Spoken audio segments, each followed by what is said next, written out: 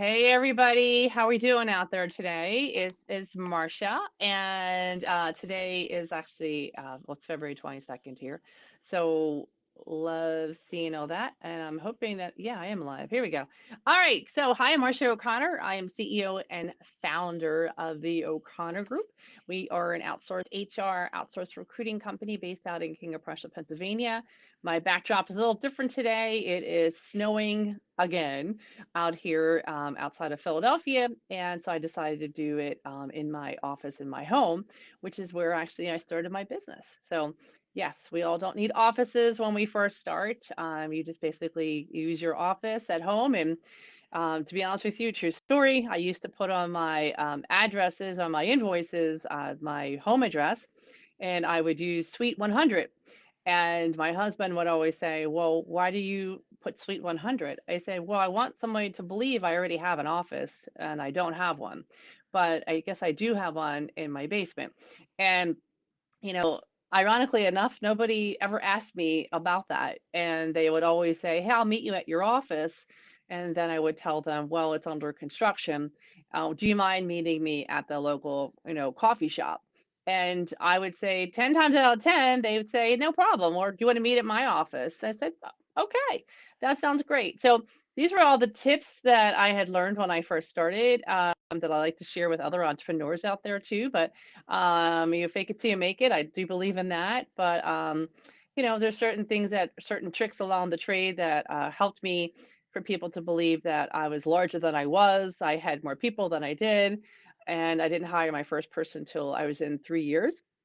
And I would tell people, my team is going to look that over and get back to you. And my husband at dinner time would be like, "Who's your team?" And I said, "Me, myself, and I." I said, "Nobody needs to know that it's the same person." So I said, I was always honest. If somebody asked me, I told them that I would have consultants and all too. But hey, it worked. I'm here now 14 years. I have 42 people. I have an office besides the basement office, so something worked. Okay, here we go. So Heather Brockman, thank you for putting in a question. I think Heather, I'm going to be meeting you shortly, so I'm looking forward to that. Question is, I am wondering how to handle my management team fraternizing with my grooming staff outside of working hours. And the reason why she says this, I want everyone in the company to get along, but I'm hearing and seeing members of my management team hanging out with the groomers, and this has caused issues in the past where I can cross the line as the leader between making sure work stays professional or is what they do on their personal time, none of my business. Well, it's a fine line. It's always figuring out, like, what are they saying? Are they getting along? To be honest with you, I actually love it when my team gets together. That means that they trust each other and they're actually going to share more inside stories than ever before. Many times too, like I'll initiate that kind of movement, and sometimes I don't even go to them because I don't want them to feel because the boss is there, I can't be myself. But I think we have a strong enough culture to be able to speak up and to ask the right questions and all too. Um, but I think it's actually a really good thing that you have your people there. And you know what? The more you encourage it, the more they're going to respect you for it as well. At least that's my belief. And it's funny. Sometimes it's hard because you, as the owner, sometimes you feel like you get left out, and you can't take it personal. It's not personal. It's just the name and the title that goes along with the position. And when you're CEO, it's a different world. And so you hate that because you want to be included like in school and all too. But I think when you're CEO, you just have to, give them that space and all too. But if you encourage it and all too, they're more willing to basically share like good stuff and really support you and get you moving. And you know what? They know that you trust them, and that is huge. That trust factor is missing from a lot of CEOs. So if you have that way to trust your person and make them feel trusted, you're going to get such I guess the word is commitment and loyalty to your organization like you've never seen before. So, Heather, I hope that helps you, and I look forward to meeting you. Next question is Allison K. We're going to keep it like that. How do I hire and train someone to take over my day to day duties? And her background is the following. She has a digital marketing agency. She works a lot in her business and feels like it prevents her from doing or focusing on things that she loves to do. I also want to start a few more businesses and focus on hobbies as well. How do I hire and train someone to replace me in the day-to-day operations? And most of all, how do I get them to be as motivated and invested as I as the owner?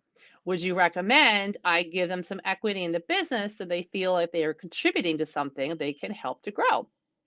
Well, it's just like a massive threefold question here. Um, I truly believe that nobody really has an interest in your company as much as you do because you are the owner. Now, you can have your like first lieutenants on your team. You give them a lot of autonomy, you give them a lot of accountability, managing your team and growing all that. Yes, then if you have people like that, it could definitely grow without you being in charge. You're going to have to let go and figure out things that you're okay with and then just trusting them and having a timeline in action too, I think is also very helpful. I have an amazing leadership team. They, I know they have my back at all times of the day, and have definitely stepped up to basically the COVID stuff last year and all too. And I really believe they have a really good handle on their current teams, and they have the best interest at heart and all too. But I don't expect them to work all the hours that I do. I don't think that's fair. But I do believe I see certain ones that definitely are just they're constantly working together. I let the three of them talk a lot without me in their room too so that they feel like I trust them and that they're comfortable too to make decisions. They keep me in the loop, but I'm trying to give them even more autonomy. That trust is key. You got to have people that you believe and trust in. And it's really hard if you have a smaller business and all too, because every little thing you want to make sure that everything goes out perfectly. They need to fall down and they're going to get back up again. And you need to support them on that. Um, so that's how you basically let go. And you need to make sure that if you're doing a bunch of different things is great. But my concern is sometimes my thing is to me, someone gave me a great tip a long time ago, and it said focus, focus, focus, focus. And when I say that, basically, I have ideas coming out the wazoo. I have an idea book that I write all my ideas down on. And sometimes I have to like pull myself back because all these ideas actually stress out my team. And so I pull back a lot of times and be like, we're going to just focus on this and get this going. And we're going to get here. And then I have a timeline in my head of when basically, if I want to have somebody to basically become the leader, the overall leader and all too. And I have a timeline already in my head of where that's going to go. But you can't overwhelm them and all too. You can do all this. You got to be able to let go. You got to make sure there's accountability. You got to make sure you trust people. The more communication you have with your team, the more trust you're going to have. And you have to give them where they feel like they're making a decision and they have that ownership of hiring people and they have that ownership of understanding, how that affects the company. And the more training you give them to understand that, honestly, I believe you're going to have more trust. Um, so how you hire is we're really big into core values and how you figure out your core values literally is you get in a room with your team and you start putting down words that, your team describes your company. And then what happens is you'll find out a lot of those words will go under 3 to 5 words in particular. And like one of ours is curiosity. If you don't have curiosity in my team, it just doesn't work. Like my people have to be asking the question, why? Why? Why is it working this way? Why is that? If you don't have that, then a company's not going to pay the money they pay for us for their work. And you need to have people that like do like puzzles. And that's, one of the questions I like asking people because if you don't like to solve things that you don't know, it probably won't work here. So figure out what your core values are, hire according to those core values, and make sure that everybody who touches that person really emulates those core values too. And you start going to build basically a commonality of the kind of people that you want to have on your team. I'm not talking about race. I'm not talking about gender. I'm talking about values. And there's a big difference there too. So I hope that helps you a little bit with that question. And back to Heather. Heather, I love all these questions. Is there an average training period I should be working towards with me new hires? So the description behind it is we currently have on the job training set at 80 hours to cover all aspects of the company, the processes, the vehicles, and this is all followed by a test to make sure they understand and can implement everything. It is paid training, of course, but for groomers who are used to making commission, it is a drastic change, $100 a day for paid training. This may have cost me a new hire. I'm now wondering, do I keep the training though and a mandatory 80 hours So is it the same across the board, or do we tweak it for each person? Um, I hear what you're saying with that. Honestly, I think with training and all too, you should keep it consistent. Personally, I think you want to make sure that no one comes back to you and says, "Well, I didn't get the same training and all too," because you just want to make sure for reliability purposes. I would say that consistency is going to be key. You also want to make sure if they're getting training that they're signing off on it too and documenting that someplace. And a lot of really strong HRIS systems, human resource information systems, have something like that too. Um, but you want to make sure that you have documentation for all that too. And I think that's really a big deal. But going back to the initial question, is there an average training period? I think it depends upon what you're training for.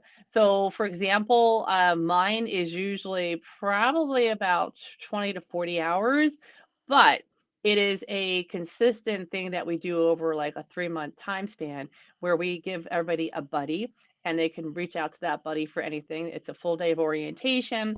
We actually have check-ins throughout the process to introduce them to other people, how it works with our billing system, how it works basically, for expenses and all too. It takes a little bit of time, but in essence, it's probably about 3 to 6 months before they feel very comfortable about how everything seems to work. And I know remote, it's not any easier, but you want to make sure you're consistent with that too. So 80 hours is actually pretty average, especially with all the training I think somebody who has a grooming business should have. So I think you're good with that. But the consistency is key. And like I said, make sure they sign off on that. That's all you're going to help you down the road if something goes backfires on you. Okay. Um, Another one is from Allison. That's the ladies today. I love it. How do you deal with employees lying to you? I can tell you already, not good. Um, but the question comes down to it's another question. My other one wasn't answered yet. Hope that is okay. Yesterday, she found out that someone that works for her had been lying about the work she's been doing and using company time to do other work that has nothing to do with the task I assigned her. She also went against the confidentiality agreement she signed by using techniques and strategies I taught her for our agency's work for others' work she's been doing and lying about. Wondering how you dealt with situations like this before and how should I approach the situation? Hmm. Let me ask you, did she fill out an application? Because on that application, it basically says on the very bottom where they sign off on it, that says basically that everything they said in there was true and that they're complying basically with your handbook. And if you have a handbook, did you basically have them sign off on it and all too? I hate to say that, but usually in the handbook, that's grounds for dismissal that you basically have proof of saying, here, you've lied, you've gone against our confidentiality. Now, if you don't want to do that, you don't have to do that.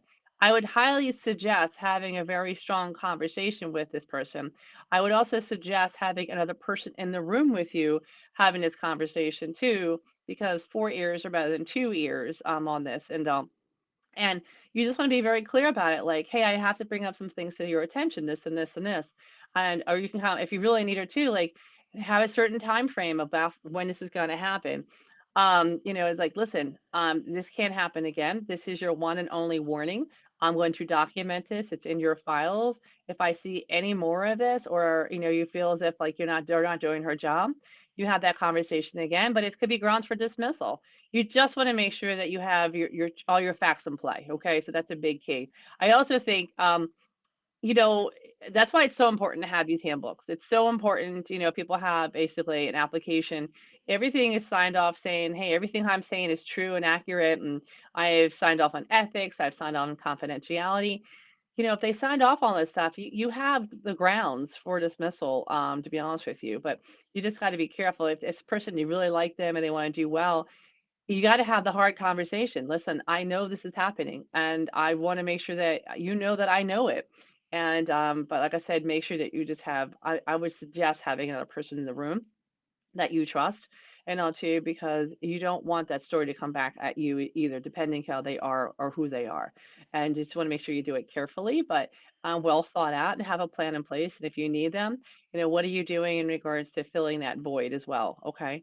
So I hope that helped. And if you have any questions, feel free to reach out to me individually. I'm glad to help you. M. O'Connor at tocgrp.com. All O's on the O'Connor, so I can help you with that too. But I don't do well when someone lies to me. I want them to be honest. I want them to be upfront with me. I want them to basically be real, peel off the band-aid. And I made that very clear with my team too. It's a hard conversation, but you got to have it. If not, it's going to stew for a long time. Um, so how do you? This is from Lindsay Lannon.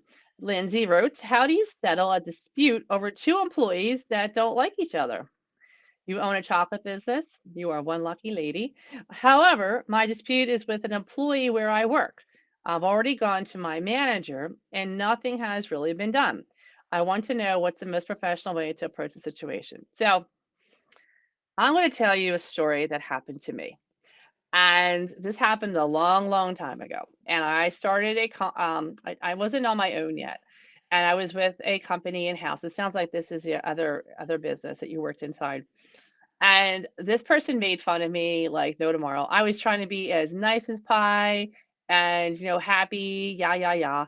And I actually saw her in the act. She doesn't know to this day that she made fun of me, but she literally made fun of me. And I caught her. She didn't know that I saw her. And it was making my life really difficult because I needed her on my side. And I talked to my mentor and I said, I can't stand it. I just started this job. I love my boss, but my coworker, who I have to really get along with in order to do my job well, is not making it any easier. And so, of course, what do? Right? You put your guard up because you're just like, yeah, well, let me at him. So my mentor basically said to me some words that I have now used with people that I now mentor. And she said, you need to make them your best friend. And I said, "Oh, that was not what I wanted to hear." And she said, "I know, it's really painful." She goes, "But you're going to be the one to make the first move."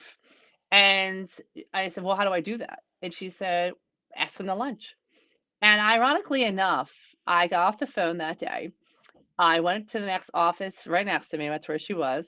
And I said, "Hey, do you want to do lunch?" And literally, she looked at me like, um, okay. And I was shocked she said yes. But we went to lunch that day. And ironically, all I did was listen. And the next day, she's like, "Hey, let's do lunch." And I just listened. And I listened and I listened and I listened. And she wanted to go to lunch every single day. Now, I couldn't do that because I was getting really busy, but I had to break that mold. I had to be that one to be the person to do that. Otherwise, it wasn't going to help me. It wasn't going to help her, and I wanted to go to work, being happy. And I had to eat my ego, shall I say? And it was something that I learned, and I took it very personally to this day. She still sends me Christmas cards, be honest with you, which is awesome, and we're good friends and all too. But it wasn't easy at first, and I did nothing to deserve it, and it was really difficult. But it was the best advice I ever had, and now I use that same advice for a lot of people. So I know it's hard, just get it out on the table and be like, how can we work together? And like, or just let's go to lunch and just listen. And it's amazing what that does. So I hope that helps you. I hope you do it. I'm looking forward to seeing how that goes. Okay. No matter how hard that is. Okay. All right. Judith Garcia. Judith wrote, if I want to own a salon, would I have to learn to perform the services offered, or can I simply hire employees for this and just manage? Um, she basically wrote, I'm looking to open a salon with two friends, one who is a nail tech and other specializes in lash extensions. I have to go to her. I would just do own and operate the business unless it's best to learn a salon. You know what? Honestly, I think you can do anything in life. So I have another friend that I had met through EO. It's another organization I'm a part of, entrepreneurs organization, and he owns an HR company up in Ohio. And I said, "Oh, this is so great." I said, "How many people do you have?" He's like, "I have 32 people." And I said, "Oh, how'd you get started?" And he's like, "Well, the funny stuff is I know nothing in HR." And I said, "Whoa, whoa, whoa, whoa, whoa, whoa, whoa, what?" He's like, "Yeah, I bought the company not knowing a thing of HR." He goes, "I just wanted to run a company." He goes, "And so I let the people do the work." So to answer your question, absolutely. I just think you want to make sure that you're hiring people that can help you with basically the subject matter experts, as long as you are very good in the operation side. And then obviously hiring potentially a COO to help you run things and all too, and get in that machine. And if you like doing that, absolutely go for it. No, it's a risk, but it's only a risk if you make it a really large risk. I think if you hire the right people and you trust them, that they understand about entrepreneurism, about rolling up their sleeves, about taking out the trash and all too, it's definitely doable. So absolutely. And just surround yourself with people who have done that. Several there's so many people that have done that too. But it was interesting to talking to him, and we're good friends at this day too. But it was interesting because he's had zero understanding of HR and the recruiting side of the house. So fascinating. But yes, it can be done. Next question, Kimberly Vincent. How do I recruit more massage therapists into my team when I'm hearing that the word on the street, small town, is that I am hard to work for based on these two past employees? And description was, I owned a massage therapy and wellness clinic in a smaller city for nearly 20 years. We have an excellent reputation for the work we do with our clients. I've always done my best to support my staff. About a year ago, I hired two friends who over time became difficult to lead, and I struggled to keep them happy, although I didn't want to let them go because they were busy and created decent revenue for the clinic. Eventually, the relationship deteriorated and they both left my clinic, but not without taking to social media and word of mouth afterwards with complaints and even falsehoods about me as a Boston therapist. To the point, I had to issue cease and desist letters from my lawyer's office. Oh, sorry about that. In a small town, these things can cause serious impact. Yes. Now, 6 months later, as I am struggling to grow my team again, I'm hearing that possible candidates aren't applying because they've heard that I am hard to work for. I'm really struggling with this because I know I did everything I could for them and it still ended badly. I need to grow my team. I appreciate your advice and taking time to answer my question. Well, Kimberly, uh, hard conversation. Absolutely. I think what you want to do is you got to get yourself out there, whether it be joining like the Rotary or a Chamber of Commerce and being involved and showing how strong you are, or even putting out their social media of like, wellness tips and being the subject matter expert and all too, and being that real person that's out there and all too. And like my team always is after me about getting a LinkedIn post out there, and I like to share experiences about my life and people that I've met along the way. And maybe it's time for you to share like who you are as a person out there so people can see that, because they do, whether you like it or not, they read all that stuff out there and then figure out what to do with the hiring. Now, it's interesting too. Maybe you should have the conversation with the people that you're looking for and just saying, "Hey, how are you? Would you come in?" Maybe have an open house. Sometimes that works on all too. And maybe having videos of your current employees about how it is to work there, and just really changing that image. It sounds like it's this image problem that you have, but it can be easily changed. Ironically enough, I was reading this weekend about the whole oil industry. And you're like, how does this even pertain to this? Well, it does. So, believe it or not, John D. Rockefeller had a horrible reputation out there as this being stingy guy that made a lot of money and blah, blah, blah, blah, blah. Now, he's a little different than you because I think you really mean it, but he really had to change that image out there. So, what he did is before his time out there, before they had the PR firms, he hires this guy who says, "Hey, I need to change my image out there a little bit. What can you do?" So this guy says to him, he's like, "Well, you need to basically be more likable and trusted out there." And this is a time when like small movies started coming to town. He actually started giving everybody dimes. Well, these dimes made him like this like well caring, thoughtful, trusted guy out there like no tomorrow. And ironically, he was very stingy with his money and all too, but that alone made him feel people comfortable, like, oh, he's a caring, humble soul and all too. So not saying to give out dimes, but I'm saying, make a video of your team or making it fun, showing the culture that you currently have and all too. And that stuff rises to the top of what basically people want to go for the company. And you know what? You can't, it controls you or you control it. And you can't let those things basically hinder where you want to go with things. And be that ray of sunshine out there. Get out there and be like, this is the kind of company that I want to have. This is where we're going and all too. This is the career path and all too. It's like, yeah, I know that's out there, but I can't please everybody. It is hard to hire your friends. Sometimes it works, sometimes it doesn't go well. It's a shame that that's still out there, that image and all too. But use your social media to your advantage right now. I would highly spend some time with that, or maybe even hiring a PR firm to help you with that too, or if you're short on marketing, which I totally understand, just studying some things LinkedIn posts out there too about wellness and health and all too, and being that subject matter expert out there, you can change that image very, very quickly. You just have to spend some time doing it and all too. So I hope that helped you a little bit, but hang in there. All right, Jake, Carlisle, how do I make big time connections without feeling insecure? He says, I feel like I would not belong with the big boys, at least not yet, because I haven't done much. I feel like they wouldn't take me seriously. Now, let me tell you something. I was a big fan of the Brady Bunch growing up. And obviously, my name has a lot to do with it. Marcia, Marcia, Marcia. And my nose. Don't even start. I've heard them all. Okay.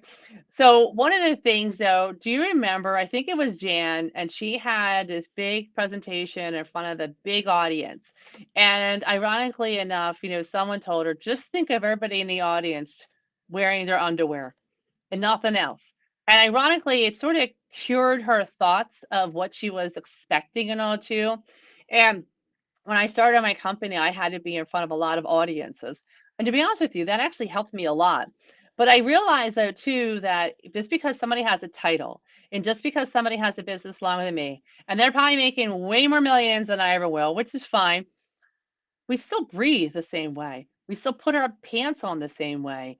They have only done that because of what they've gotten and their connections and all. And there's no reason why you can't be part of the big boys. There's nothing better that they've done that you can't do. And it's all up here. It's that fear that you put into your own head that basically stops you from that success. And I don't know if you listen to Matthew McConaughey.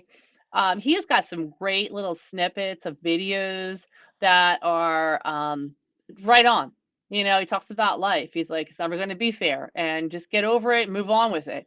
And he's right, and it's not. And you have to be like, what path do you want to trail? What decision do you want to make today? It's really all up here. And if you can get through that fear, and you've gotten here this far. So I don't know why you got to move on that and be around people that are going to help you with that. And lots of times, starting a business, it is hard. The first 5 years is hard. You have to believe in that goal. And you're going to have what I call trees. What's a tree? Well, a tree is it's a big object, right? It doesn't move. Exactly. You're going to have those trees of people who are going to be like, you can't do that. This isn't going to work. This isn't going to happen. It's all those things pressing down on that head saying it's not going to happen. And sometimes people start believing all that. And so I tell them, I'm like, what do you do when you see a tree? You go around the tree because it's going to be hard to chop it down. Okay. It's taking too much of your time. But what you can do is you can go around the tree and basically they're still going to just keep talking and be all that negative. And you're going to be like, that's great. You do that. I'm going around you because I'm on a mission. I'm going to do this. So don't forget, you got to go around the trees. Okay. So you are just as good as anybody else. And never let somebody else tell you otherwise. Because that's, you control it or it controls you. Okay. You got this. All right. Um, but if you want me to call and have that conversation in your ear, I will gladly do that for you. I do that for a lot of people, and you got to believe in you. So that's really important. All right, Mark, you're up. Mark McDowell, how important are business cards today, and what things should I be sure to include on a design that's important? Okay, I'll be honest with you, Mark. Not good at all. Because of COVID. Now, I actually stopped buying all my cards for my team right now too because no one's meeting in person. Now, if you meet a lot of people in person, I would say yes, but to be honest with you, I think more people are just connecting on LinkedIn and areas. If you're going to save money, the big thing about your first 3 years of a business is saving money, right? I would suggest basically just following up basically on an email and having that link to your Twitter account, your LinkedIn, your Instagram, or however you communicate. That's going to go a lot further because people are all mobile nowadays and they don't like a lot of paper anymore. So I don't know if business cards are as important anymore as they used to be. I think it depends upon your industry and where you're at. But I'll be honest with you, I haven't bought them in over a year. And we will probably come back into the office probably in the fall. And I still don't think we're going to get them because, no offense, I don't think people even want to touch stuff anymore. And so to me, I don't think it's really worth it. But now, there are other things that you can do. Like I personally think if you're going to spend money on a car, spend money on like a a thank you card or a nice to meet you card. Those are things that people don't even do anymore, and they go a long, long way. So if you're going to spend that money, I could see basically as like, hey, nice meeting you today card, or hope you're feeling better card, and stuff like that. I've done a lot more cards this past year, and people really have resonated with them a lot more than any business card would ever done. So just a heads up for you, for another idea if you need something to go out. Okay, I hope that helps a little bit. And Yolandi DG. All right, question is best ways to raise capital during the early stages of your business. And the reason is we produce and sell decorative pillow covers. Oh, that's nice. We want to expand by manufacturing pillow inserts. Good idea. We resell inserts at the moment, and it's about 50% of our income monthly. Making these ourselves will drive our costs down to a one-third of current costs and save on shipping. This will give us a very competitive advantage on our Amazon and Walmart marketplaces purchasing the equipment, and raw stock will be around 90K with a retail value of 700. So it will leave a lot of room for us to offer wholesale pricing. We will be the only manufacturer in the valley, which is a huge market advantage. Who do I approach? Venture capital, angel investor, private investor. I have a business plan, projections, last year financials, business assets all ready to go. I think there's different stages you want to do first. Typically, you want to go to your basically the people that know you your best, like your family. And sometimes it's basically the people who can invest in you, and they're going to say, "Did you go through all your avenues first?" Usually, it's the private investors, like your family and friends. They all say go to that first. Second is typically your angel investors. Your angels are basically very small amounts, but it's people that you could be talking to. Then typically it's the venture cap. Venture capital is usually about 20 million. Your revenues are 20 million or more, and they'll invest basically in a company like that. Your angels a little smaller than that, and then obviously your private investors and all too. So there's different avenues of different things you want to go. You probably want to talk to somebody who's much more well versed in this area. And what, to be honest with you, you might want to talk to your banker. To get started and all too, because they might be able to offer you a line of credit, and they also have connections with like SBA, Small Business Administration, and all too, to figure out the best way to help you with all of that. I have friends too that started out with borrowing from credit cards. Now, I'm not a huge fan of that, obviously, because you got to pay it back with the interest and all too. But I know a lot of people who have done that too and have paid it back, but unfortunately, it was a pretty big expense. So I would talk to your banker, or somebody who's in the investment side of the house to help you out with that and all too. But all the areas that you approach, there's certain dollar values they like seeing. They like seeing your business plan, and I can see your numbers too, which is half the battle out there. So I'm hoping that helps a little bit too. But I would talk to your banker first, or actually just SBA. I know in Philly we have the PIDC, which is a developmental council, Philadelphia Industry Development Council, that really helps with entrepreneurs and all too. And there's also 10K. I don't know if you guys have Goldman Sachs in your area too. 10K Goldman Sachs small businesses. They too have a lot of people that help them with this area too, but something you should look into as well. Okay. And Heather Brockman. Heather, man, you're on a roll today. How do you know what questions to ask when vetting someone to perform an outsourced task you're not familiar with? I am looking to outsource my Shopify store for my grooming company, but know nothing about this area. I am wondering how or where to find the best person for this job, and also what is the best way to pay someone for a position like this? That's a great question. So what I am finding out in regards to the entrepreneurs, there is such a wealth of resources out there for the entrepreneurs, especially startup entrepreneurs. And I don't know if you know about the meetup groups, but meetup.com has these groups in all these different cities. And have a lot of them that deal with entrepreneurs.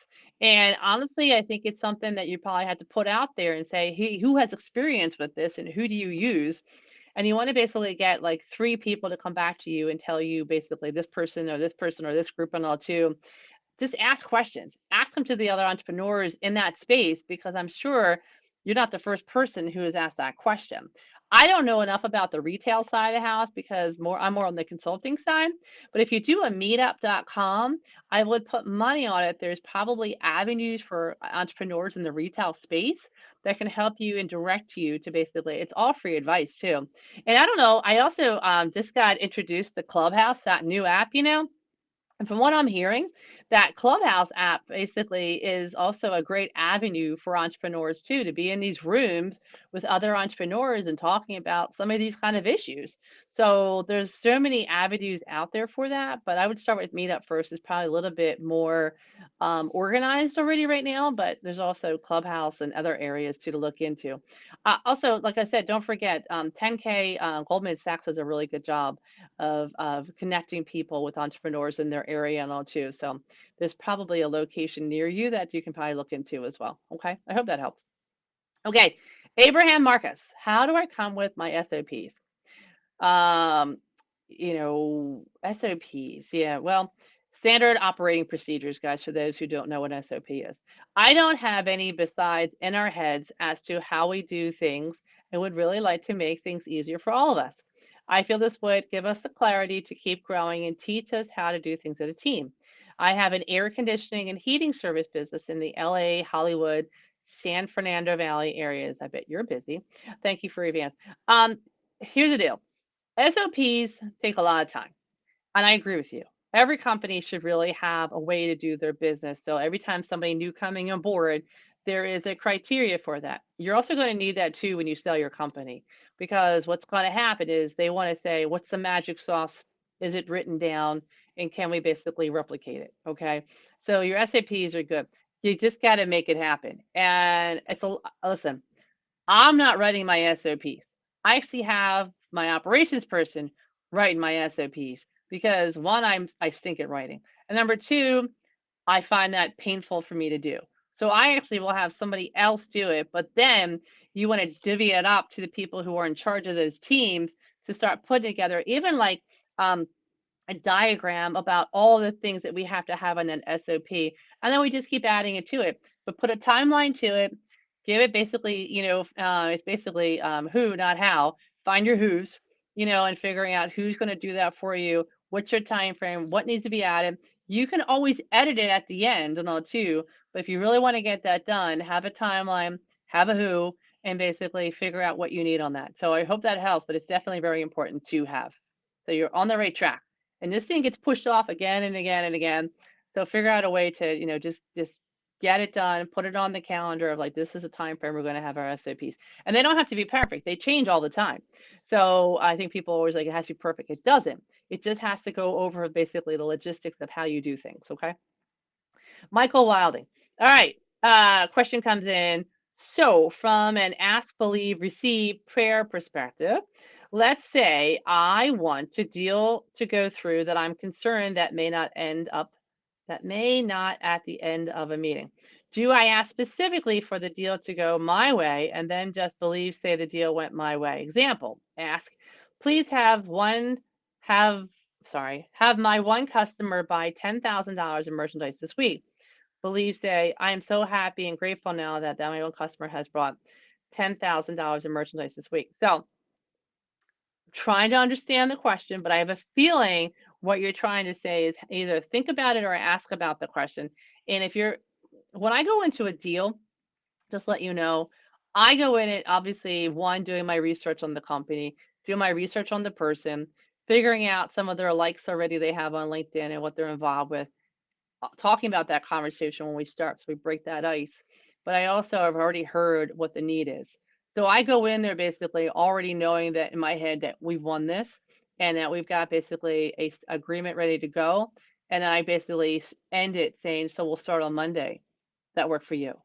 And that mentality moves that conversation along, but I also know there's a need of what they need. Now, I do believe, I'll say it again in the secret. I keep preaching all this out there too, and believing as to like, I need to make this much, blah, blah, blah, blah, blah. Those numbers are great, but you really have to make sure that you're being realistic and all too. Because when someone told me one time, I can bring in $500,000, no problem. I was like, all right, well, how do you plan on doing that? And I laughed when he said to me, he said, well, I'll make the introductions and then you close them. I'm like, I need more than that. I need specifically over 500,000 per month. What does that look like? So that means per month, how much per week that means, how much per day that means, and that means how many meetings I have to be a part of to make sure that happens to hit that goal. Um, so you want to make sure that you believe on all that, but you got to have a method behind it. It's stuff's not going to rain from the trees, even though we all wish it did. You got to really have that plan in place of where you want to go, what you want to do, how you're going to get that. But you have to go into these meetings of like, you already won this. And you have to really believe in yourself and how you come across. And you have to come across not cocky, but just be like, I'm really looking forward to working with you, kind of a deal. And it takes a little time and practice. And sometimes I think when people start, it's they're nervous, and I was too when I started. And then I just someone told me, when it came to sales, it was listening as to what was hurting, what was the pain. And I just became really good at listening to that verb typically as to what they needed. Even though we might have started the conversation out completely different, it was like, whoa, whoa, let's go back to that. Like, that didn't work. Why didn't that work? And then I knew I had him on something too. So it's things like that. But then you got to be just positive. Like, I got this. I'm going in it knowing that I won this. And yeah, it's totally possible you can do anything.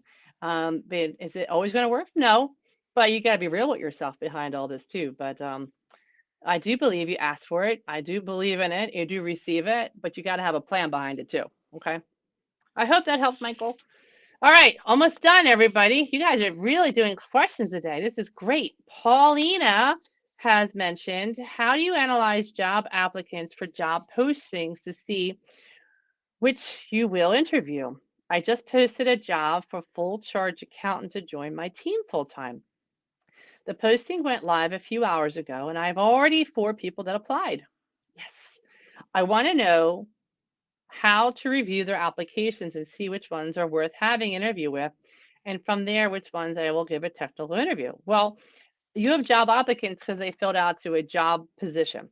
And typically, when you're looking for certain things, obviously, you have that criteria of exactly what you're already looking for. You got to make sure they hit that first. And then you want to have a template for a job description that you put together that basically asks, hey, how are you? Yada, yada, yada. I see you do this and this and this. Can you give me an example of this and all too? I mean, honestly, to be honest with you, typically, when you just post a position and you have people applying for it that quickly and all too, I always tell people I would say about 50-50 chance that person you're going to hire is typically in that first 10 applicants that you basically posted with. And I can't explain it, but that's usually basically how we've found over the years that that person's there ready to go. And we're very successful in that area. But when you start interviewing, you want to make sure that they fit the criteria, the basics of what they need. And then you want to fit, basically, they're going to fit in with your group. And then basically figuring out your core values and getting along with you and how they interact with people. And you want to have all these questions, but you want to be consistent because you should be asking those questions, that template, with all the people that you're interviewing with and all too, so there's no bias in there. And that takes a little time. That's why I like typing all my notes up and all too, to make sure that everything is consistent. And I have a record of all that. And then I track it, because today's interviews, you don't remember all that information a week from now. And you want to make sure that you track all that and give a rating at the very end, so that next week, if I talk to somebody on Tuesday, I'm rating them too, but I don't forget what I talked to that person last week on. So be very careful about that, but be picky about your people, guys, and make sure it's the right fit. Don't just fill it to fill it, because in 6 months it's going to be a headache for you. I hope that helps. All right. All right. We also have Dylan Burns. Is seasonal or hiring seasonal part-time coaches, team members as 1099s, my employees, my best option? So, well, you're in luck. My husband is a coach, a part-time coach, so I can answer this question pretty easily for you. So, story is, Anchor Kids org partners with local schools and districts to provide programming based on the 5 pillars of health for kids. That's nice. We have reached the volume. Sorry, guys. Reach the volume that puts us in a place to hire out in order to handle all the schools we're partnered with during the after school hours of 3 to 6. I'm wondering if hiring needs seasonal based on school cycles, part-time coaches, team employees, the 1099 employees is my best option. Long-term goal would be to bring on the ones that perform as full-time W-2 employees and give them the opportunity to work with us during our week-long summer camps, our biggest events of the year during the month of July. Now, just to let you know, so my husband is a baseball coach at it's a Catholic private high school. He gets a W-2. And he gets that because he gets his taxes taken out and all too. And there's less applications because he's been a coach for 22 years and he is totally part time. And they just give him a certain amount for a season to do his work. Doesn't matter how many hours or whatever and all too. He does all that. So you can do them W-2 as well, as a part-time person. You can do 1099, but here's the deal. If they're working with kids at all, keep in mind there are strict regulations right now of working with kids. So I can tell you for him, he has to go through a coaching assessment. He had to do a security clearance and all too. He had to get his fingerprints and all too, because there's just too much stuff happening with kids. So to be honest with you, you might want to just talk to an employment attorney just real fast to figure out the best way to do that because if you're facing with kids, you got to make sure the kids are number one priority on that. So I'm pretty sure that's why his high school basically does it as a W-2, and they do all these security clearances and all too. So you can do them part time because he just gets a stipend for the whole baseball season. But be careful because if your coach, I mean, again, if they do anything with kids at any age, you just gotta make sure that other things are taken care of as well. So that gets a little bit more complicated. And again, we could talk offline on that, the best way to do that too. But there's something to be said about a W-2 versus a 1099. As a 1099 too, sometimes too, you gotta be careful if they have insurance or not too. So I'm always very leery about hiring 1099s myself unless they have true insurance, like ours an emission, E&O insurance and all too. So just be careful about that. Okay.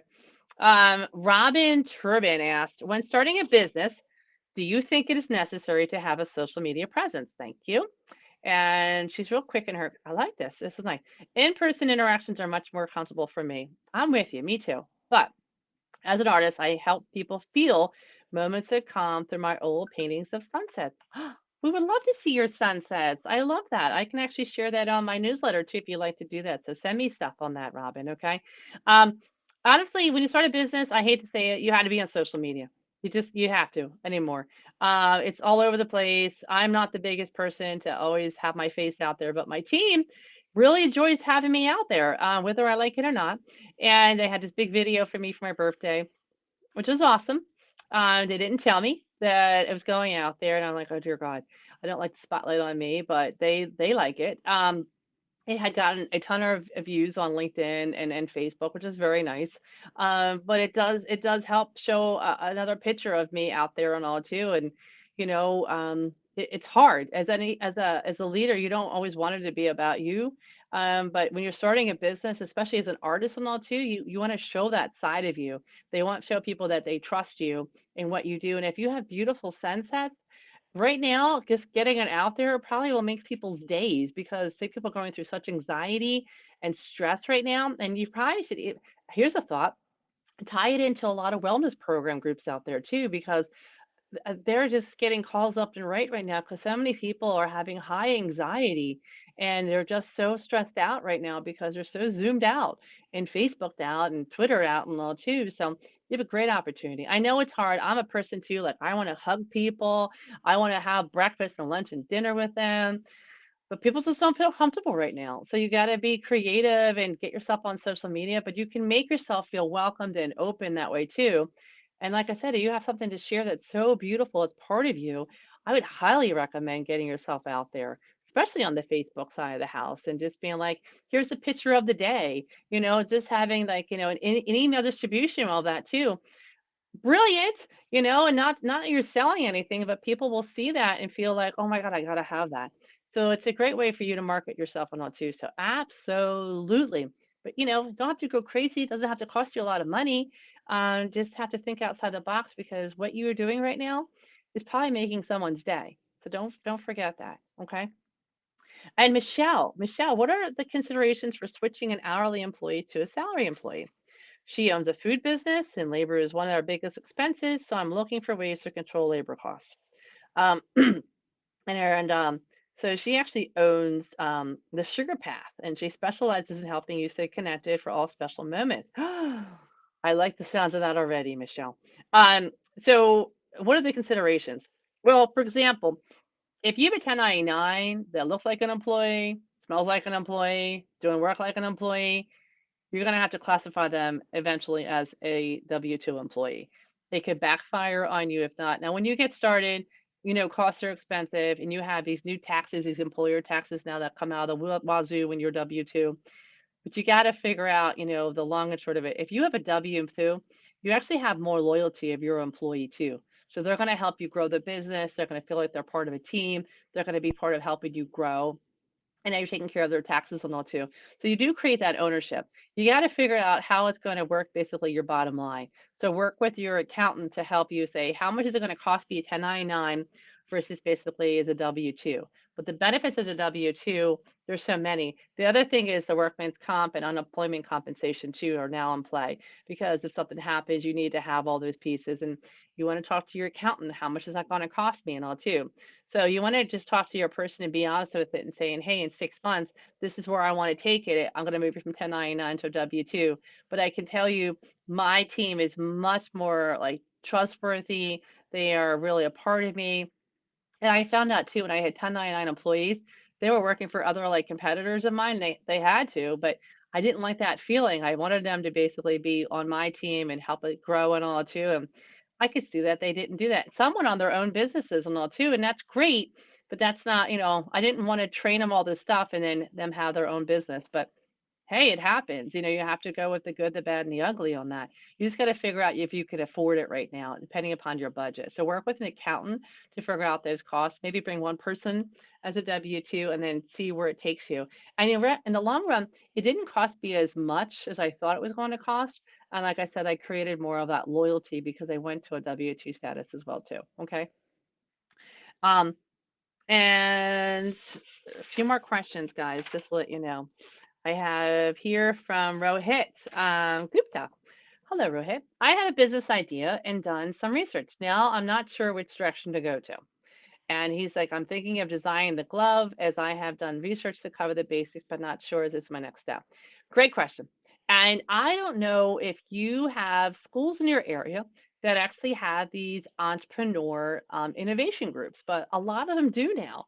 And they basically help startup companies like yourself put together a business plan, put together all these different options and ideas out there. And there's quite a few of them are out there. I don't know if you had heard the beginning of my session about meetup groups too. These meetup entrepreneur groups are groups that are basically helping entrepreneurs like you just get started and who to talk to and where to go, and creating that vibe of individuals to help you out with that. So I would check that. And the schools in the area have so many entrepreneurship groups that they do a lot of the stuff pro bono. So I would look into that too, because that's only going to help you get you where you want to go. Okay.